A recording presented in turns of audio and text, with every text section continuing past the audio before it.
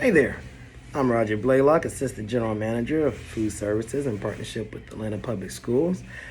Today I'll be talking to you about slips, falls that can happen in the workplace. So just join me on this journey, and I look forward to working with you. Here we have a poster that everybody should have posted up in their workspaces. It speaks about preventing slips, trips, and falls. It speaks on not rushing.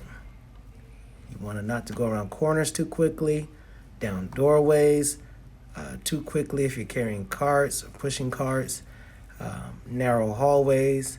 The first things first, a good base, wearing proper shoes. Have your shoelaces tied, having non-slip soles, closed toes. These are things to keep your feet safe. Also to keep the floors clean and dry. Not having slippery surfaces. Watch where you're going. Look for cables. Look for lighting, obstructions, uneven surfaces, especially as we go out into different areas of our workspace and it changes based on our client's needs. All right, so one of the things you have to do is make sure you bring attention when something's a problem. So we have a box here on the floor. If somebody's walking not paying attention, they could trip and fall over this box. So the good thing is just go ahead and pick it up, put it to the side where you have all your other boxes at, so they'll be out the way. That way we're watching out for the next person that may come by if they're not paying attention. And we want to make sure that we first have our carts here in Atlanta Public Schools, we're able to lock them in. You should be able to lock them in wherever you are. And when you go for a box, you want to make sure that you use your knees. Bend your knees, pick up the box.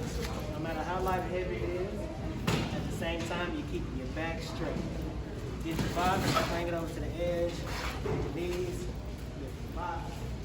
And with the wheels locked, the cart's not going to slide or shift with it. So you'll be able to make sure that your cart is secure, and when you finish placing it, you'll be done with that task. Most of our work environment now works on the back of refrigerated trucks. I know from Atlanta Public Schools, maybe for your district as well, but the principle remains the same. You want to make sure that you communicate the information as needed. You have somebody handling your up and down levers. You want to be able to tell them, say, hey, the lever's coming down. You want to make sure to say, hey, the lever's coming up. So everybody knows that you're being elevated up onto your ramp. You want to make sure that you're secure on the ramp as well. When you get up to the top, you want to make sure that if you have a cart, as we talked about last time, that the wheels are locked in place. The car cannot go anywhere. It's not shifting anywhere. You have to open up a door, such as this on a refrigerator truck. Bend your knees, lock it, and you can make sure lift. Always lift it with your legs to make it easier for you, so you won't put any tension on your back. Alright? So, with wet floor signs, we always want to bring awareness to when the hazards are in the side of your building or the side of your kitchen. Now, for us, we have a wet floor sign right here, and it's not only serving for the purposes of the floors being wet or just being mopped, but it's also used for the purpose to give an example of where there's a hazard. So this grate right here has now been glued in, but at one time it would shift. And so if you were to walk by the ice machine, you could possibly fall in. So we were trying to secure it. The wet floor sign brings attention, it brings awareness, and say, hey, there's some kind of issue going on as you're working. Having the slip-resistant shoes is maintained in order to make sure that you don't slip when the floor is wet or saturated as you go inside, you walk in and out. So we all know that with the changes in time, storage is an issue. We want to make sure that storage is something that we keep in mind, just to make sure as people are loading the kitchens, whether it's regular season or out of season, everything is staying appropriately. As we walk in here, we see that at this school we utilized pallets and took out shelving for the majority of the freezer space in order to stack everything that we have in order to pack out our meals. Again, we use the dunnage racks to store it.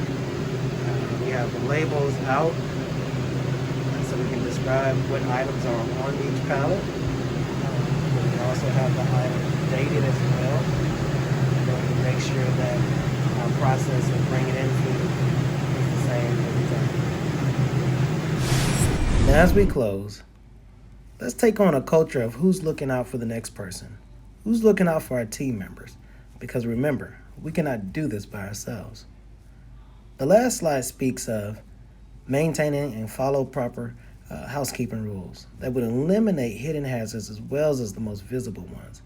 And then here are some common ways to prevent slips and trips and falls, otherwise by just keeping good housekeeping. You want to be alert for wet or cluttered floors. You want to store items properly so they do not fall or people are not tripping over them. You want to clean up any debris that may be present on the floors.